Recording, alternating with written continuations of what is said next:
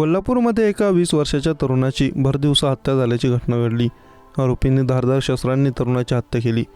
या हत्येमुळे संपूर्ण कोल्हापूर शहरात खळबळ उडाली आहे। संबंधित घटना ही काल 13 जून रोजी दुपारी 1 वाजेच्या सुमारास घडली होती। या घटनेनंतर आरोपींना पोलिसांचा भय राहिलेला नाही का, असा प्रश्न उपस्थित केला जातोय। आरोपींनी तलवारीने मृतकावर हल्ला केला, मग आरोपींकडे तलवार नेमकी आली कुठून, असाही प्रश्न या निमित्ताने उपस्थित होतोय। कोल्हापूर शहरातील संभाजीनगर परिसरात सुधाकर जोशी नगरात टोळी युद्धातून काल दुपारी 1 वाजेच्या सुमारास तलवार आणि एडकेच्या सपासप वार करून सुजल बाबासो कांबळे वय वर्ष 20 याचा 8 ते 10 जणांनी मिळून खून केला।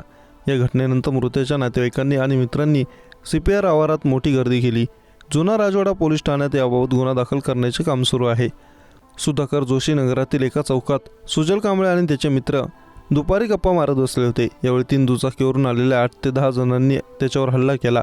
हल्लेखोरांनी पाठलाग करून सुजलच्या पाठीत, पोटावर आणि हातावर गंभीर वार केले। सुजल आणि त्याच्या मित्रांचा सोशल मीडियावरील पोस्टवर 8 ते 10 दिवसांपूर्वी विरोधी टोळीशी वाद झाला होता। या वादातून सुजलचा खून झाल्याची प्राथमिक माहिती समोर येत आहे।